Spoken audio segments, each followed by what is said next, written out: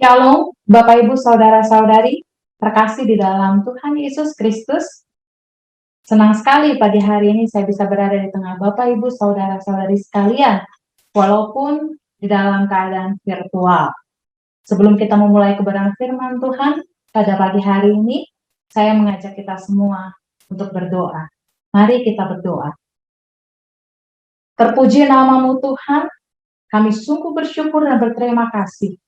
Pagi hari ini Tuhan, kami masih bisa mendengarkan kebenaran firman-Mu. Kami percaya semua karena anugerah Tuhan. Tuntun kami Bapa untuk kami memahami kebenaran firman Tuhan, sehingga kami menjadi pribadi-pribadi yang terus teguh berdiri, yang terus berjalan di dalam pimpinan sabda firman Tuhan. Berbicara Roh Kudus pada pagi hari ini buat setiap kami, karena kami siap mendengar. Berkati hamba-Mu, karena hamba tidak mampu tanpa Engkau. Terima kasih Bapa, di dalam nama Tuhan Yesus, kita semua yang percaya, kita katakan sama-sama, amin. Terpuji nama Tuhan. Pertama-tama saya ingin mengucapkan terima kasih kepada Bapak Gembala, Bapak Pendeta Wahyono Arifin, untuk kepercayaan yang sudah diberikan kepada saya untuk bisa sharing firman Tuhan dengan tema kuatkan dan teguhkan hati. Saat-saat seperti ini, kita perlu menguatkan dan meneguhkan hati, karena di dalam kekuatan dan keteguhan hati, kita mampu bertahan menghadapi masa-masa yang sulit. Kita buka kebenaran firman Tuhan yang terambil di dalam Ulangan 31 ayat yang ke-6. Kita buka kitab Ulangan pasal yang ke-31 ayat yang ke-6. Kita akan baca secara bersama-sama. 1, 2, 3. Kuatkan dan teguhkanlah hatimu, janganlah takut dan jangan gemetar karena mereka. Sebab Tuhan Allahmu, dialah yang berjalan menyertai engkau. Ia tidak akan membiarkan engkau dan tidak akan meninggalkan engkau. Bapak, Ibu, Saudara-saudari terkasih di dalam Tuhan Yesus Kristus. Kalau kita baca dari pasal ini, Ulangan pasal 31, di situ tertulis judul perikop di dalam pasal ini, tertulis Yosua sebagai pengganti Musa.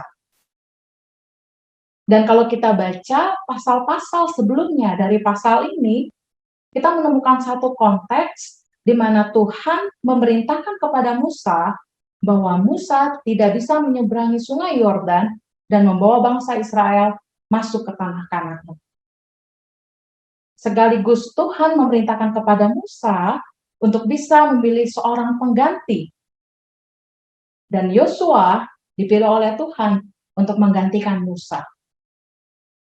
Oleh karena itu, kitab Ulangan pasal 31 ayat yang ke-6 ini, Musa tidak hanya merasa perlu menguatkan dan meneguhkan hati dari bangsa Israel, tetapi Musa merasa perlu juga untuk menguatkan dan meneguhkan hati dari Yosua secara pribadi.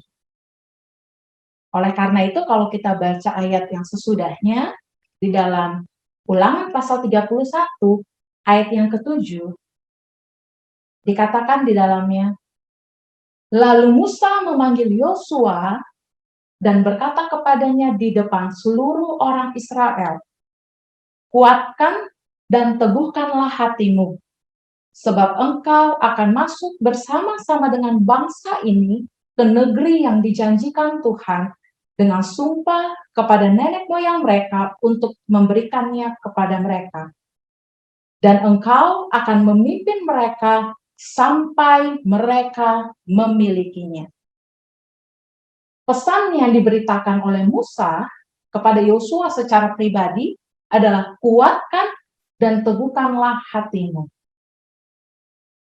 Musa tahu dengan pasti bahwa Yosua tidak hanya akan menghadapi kesulitan yang bersifat dari luar, harus menghadapi banyak musuh ke depannya untuk merebut tanah Kanaan, tetapi Musa juga tahu bahwa Yosua akan menghadapi kesulitan dari dalam, menghadapi bangsa Israel yang pada saat itu notabene adalah susah diatur dan tegar tengkuk kalau kata Alkitab.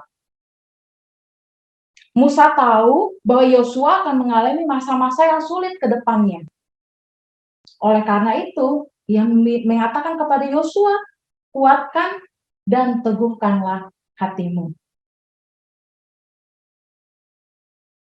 Kalau kita agak maju Bapak Ibu, setelah kita pulang pasal 31, di dalam kitab Yosua, pasal yang pertama, ayat yang ke-6, 7, dan 9, Tuhan mengulangi pesan yang sama kepada Yosua setelah kematian Musa. Di ayat yang ke-6, Tuhan mengatakan kepada Yosua, kuatkan dan teguhkanlah hatimu, sebab engkaulah yang akan memimpin bangsa ini memiliki negeri yang kujanjikan dengan bersumpah kepada nenek moyang mereka untuk diberikan kepada mereka. Ayat yang ke-7, Tuhan mengulangi, hanya kuatkan dan teguhkanlah hatimu dengan sungguh-sungguh, bertindaklah hati-hati sesuai dengan seluruh hukum yang telah diperintahkan kepadamu oleh hambaku Musa, janganlah menyimpang ke kanan atau ke kiri, supaya engkau beruntung kemanapun engkau pergi. Ayat yang ke-9, kembali Tuhan mengulangi kepada Yosua, bukankah telah kuperintahkan kepadamu, kuatkan dan teguhkanlah hatimu. Janganlah kecut dan tawar hati, sebab Tuhan Allahmu menyertai engkau kemanapun engkau pergi. Bapak, Ibu, Saudara-saudari terkasih dalam Tuhan Yesus, kalau di dalam kata bahasa Indonesia, jika satu kalimat diulang dalam satu topik, itu berarti kalimat tersebut sangat penting untuk diperhatikan. Dan di dalam kitab Yosua pasal 1 ini, Tuhan mengulangi 3 kalimat yang sama kepada Yosua setelah kematian Musa. Tuhan mengatakan, kuatkan dan teguhkanlah hatimu. Lalu kemudian Tuhan meneguhkan kata-kata ini lagi kepada Yosua, hanya kuatkan dan teguhkanlah hatimu. Tidak berhenti sampai di situ Bapak Ibu, tetapi kembali lagi Tuhan menguatkan pesan ini kepada Yosua secara pribadi.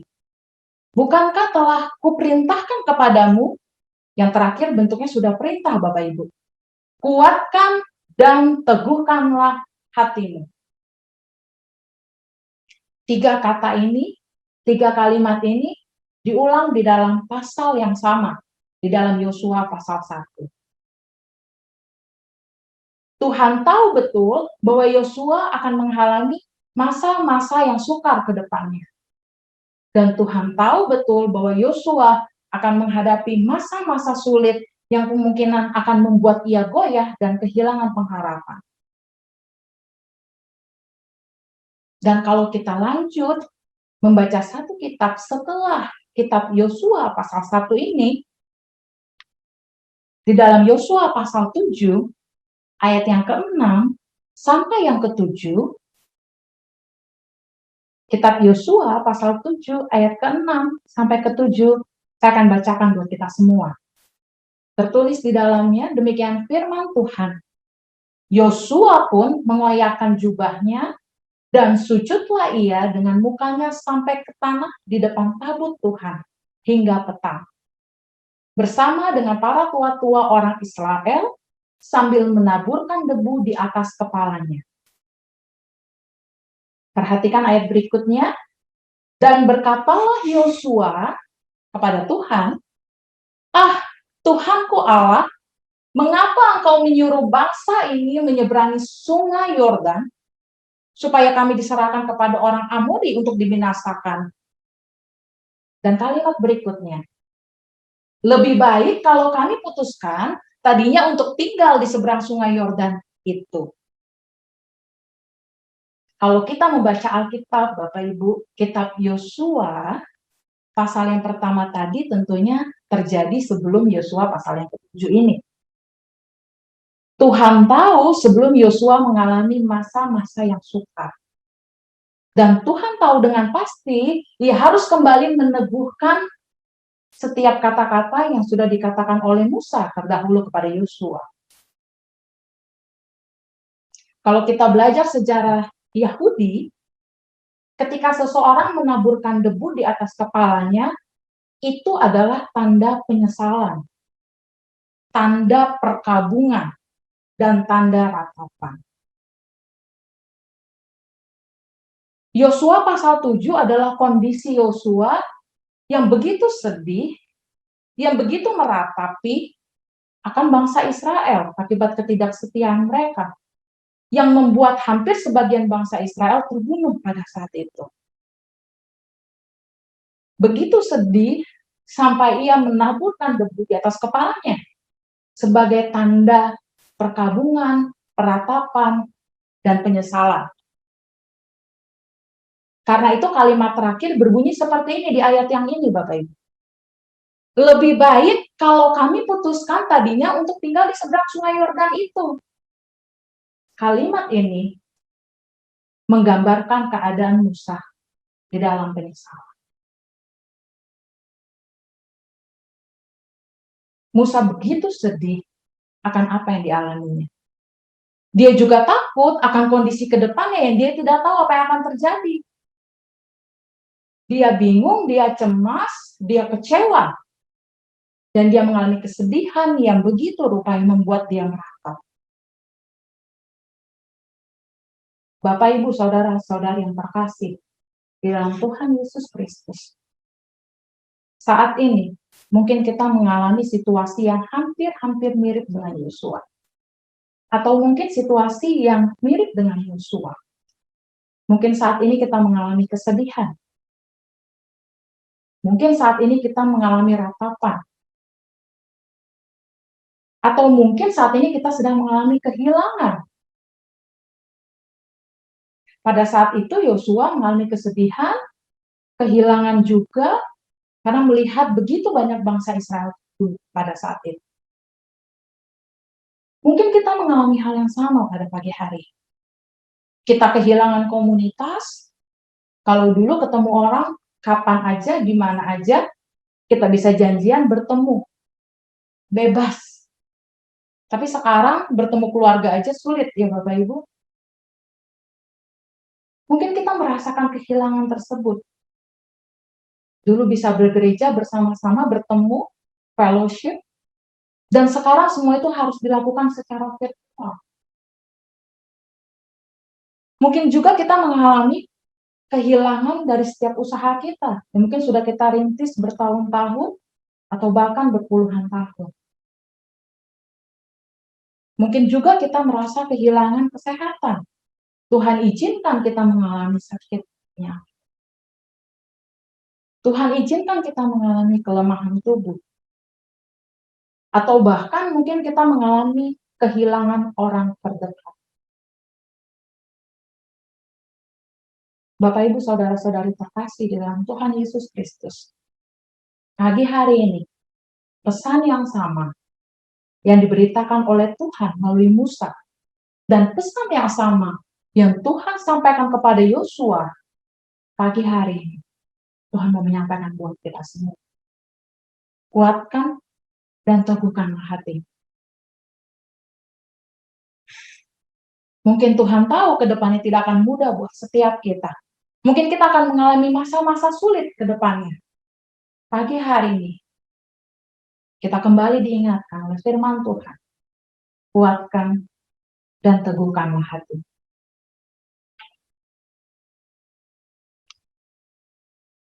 Kitab Yakobus pasal yang pertama, ayat yang ke-12. Tertulis, saya akan bacakan buat kita semua siang hari ini. Berbahagialah orang yang bertahan dalam pencobaan, sebab apabila ia sudah tahan uji, ia akan menerima mahkota kehidupan yang dijanjikan Allah kepada barang siapa yang mengasihi dia. Saya ulangi bagian ini Bapak Ibu. Ini pesan penting buat setiap kita. Di dalam Yakobus pasal pertama yang ke-12.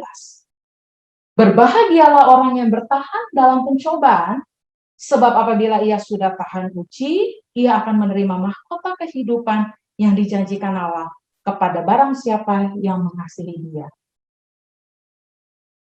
Kalau saat-saat ini Tuhan mengizinkan kita mengalami lembah kekelaman dan kita masih mampu bertahan, maka kita patut berbahagia. Kalau saat-saat ini Tuhan izinkan kita mengalami kesedihan dan kita masih mampu bertahan, maka kita patut berbahagia. Kalau saat-saat ini Tuhan mengizinkan kita kehilangan dan kita masih mampu bertahan, maka kita patut berbahagia. Bertahan, berdiri kuat, dan teguh di dalam iman dan kepercayaan kita kepada Tuhan. Ini janji Tuhan kepada setiap kita yang mengasihi Dia. Bertahan di dalam pencobaan. Karena bertahan adalah kunci kita untuk kita semakin kuat dan meneguhkan hati di dalam Tuhan. Menguatkan dan meneguhkan hati berarti hidup berdasarkan janji Tuhan, bukan situasi yang kita alami. Saya ulangi Bapak Ibu, menguatkan dan meneguhkan hati berarti hidup berdasarkan janji Tuhan, bukan situasi yang kita hadapi. Kitab Ulangan pasal 31 ayat yang ke-6 kembali mengingatkan kita, kuatkan dan teguhkanlah hatimu. Janganlah takut dan jangan gemetar karena mereka. Sebab Tuhan Allahmu, perhatikan bagian ini, Dialah yang berjalan menyertai engkau, Ia tidak akan membiarkan engkau, dan Ia tidak akan meninggalkan engkau. Yang percaya katakan amin. Tuhan kembali mengingatkan kita bahwa Ia berjalan menyertai kita. Ia tidak akan membiarkan kita, dan Ia tidak akan meninggalkan. Satu kisah yang menarik yang ditulis oleh Margaret Fishback. Margaret Fishback adalah seorang guru sekolah dasar Kristen yang mengajarkan anak-anak Indian di Kanada. Dia menuliskan satu sajak yang terkenal hingga saat ini. Ia menuliskan satu kisah tentang footprints, Bapak Ibu. Mungkin Bapak Ibu, saudara-saudari pernah mendengar kisah ini. Ia menulis kisah ini dan ia bermimpi bahwa ia berjalan di sebuah pantai bersama-sama dengan Tuhan. Dia happy pada saat itu, dia senang pada saat itu karena dia tahu dia berjalan menyusuri pantai bersama dengan Tuhan. Taunya dari mana Bapak Ibu? Karena dia melihat ada dua pasang kaki yang berjalan pada saat itu. Dan dia mengatakan, wah Tuhan berjalan bersama-sama dengan aku mengitari pantai ini. Dia happy banget, seneng banget. Dia terus berjalan. Hingga satu waktu, Tuhan izinkan sesuatu terjadi atas Margaret. Dia merasakan angin mulai bertiup, Bapak Ibu, pada saat itu. Dia mulai merasakan badai dan angin ribut mulai menerpa pada saat itu. Dan dia mulai merasakan petir mulai bermunculan pada saat itu. Lalu Margaret mulai goyah. Dia bilang seperti ini sama Tuhan. Tuhan, kenapa kakinya mulai hilang? Mulai satu pasang. Tuhan kemana? Kenapa aku sendiri? Margaret kebingungan pada saat itu. Dia takut pada saat itu. Kenapa dia berjalan sendiri? Lalu dia tanya Tuhan, kenapa engkau meninggalkan aku Tuhan? Dan Tuhan menyampaikan kepada Margaret. Margaret, jejak kaki yang kau lihat pada saat ini, sepasang jejak kaki adalah kaki kata Tuhan. Margaret kaget mendengar hari itu. Lalu sepasang kemana Tuhan? Lalu Tuhan mengatakan, karena kamu sedang aku gendong. Kisah ini mengingatkan kita Bapak Ibu. Di dalam situasi seperti Margaret mungkin kita hadapi pada saat ini. Mungkin kita sedang berjalan menghadapi masa-masa yang sulit, masa-masa yang sukar, masa-masa yang membuat kita takut sehingga kita melihat Tuhan di mana? Kenapa aku sendiri? Aku takut. Pesan penting yang Tuhan mau sampaikan setiap kita pagi hari. Bahwa kita sedang digendong Tuhan. Yang percaya katakan. Jadi jangan takut ketika kita menghadapi masa-masa yang sukar dan masa-masa yang sulit. Kenapa Bapak Ibu? Karena kita percaya kita sedang digendong Tuhan. Bukan kita yang berjalan melalui setiap persoalan kita. Bukan kita yang berjalan melalui setiap pergumulan kita. Tapi Tuhan berjalan menggantikan kita. Pagi hari ini, lewat situasi apapun yang kita hadapi, percayalah, jejak kaki yang saat ini berjalan melewati masalah adalah jejak kaki Tuhan. Dan kita akan melihat Tuhan membuat perkara-perkara yang luar biasa atas hidup kita. Oleh karena itu, menguatkan dan meneguhkan hati juga berarti hidup berdasarkan agendanya Tuhan, bukan agendanya kita.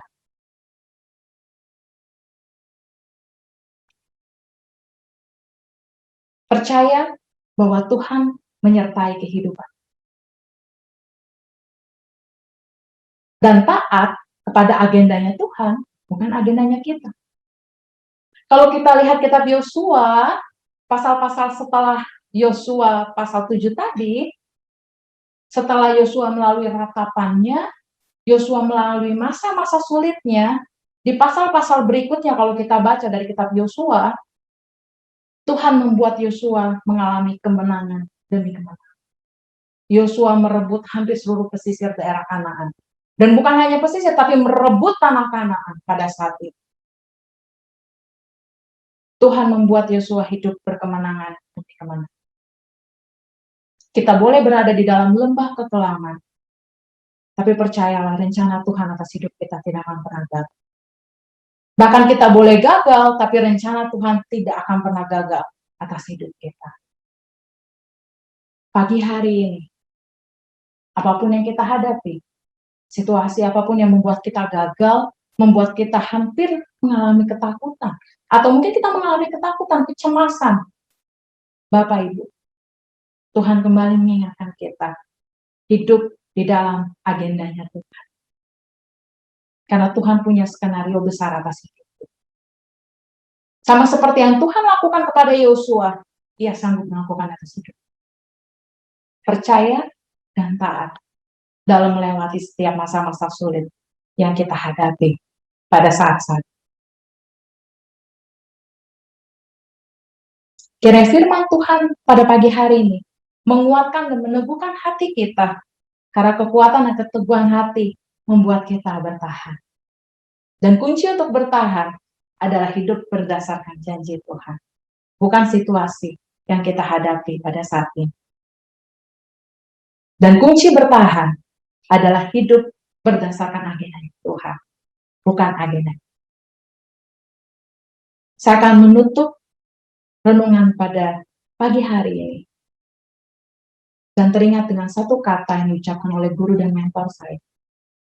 Dia mengatakan satu kata ini ketika saya berada di dalam kehilangan yang terdalam di dalam kehidupan saya.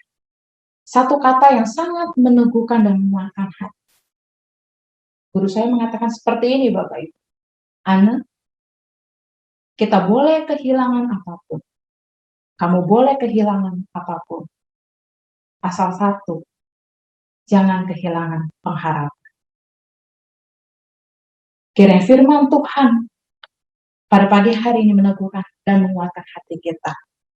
Untuk kita tidak akan kehilangan pengharapan hidup berdasarkan janji Tuhan, dan hidup berdasarkan agendanya Tuhan. Kuatkan dan teguhkanlah hatimu, maka engkau pasti akan bertahan lalui setiap persoalan, lalui setiap ujian, lalui setiap masa-masa sulit. Tuhan Yesus memberkati.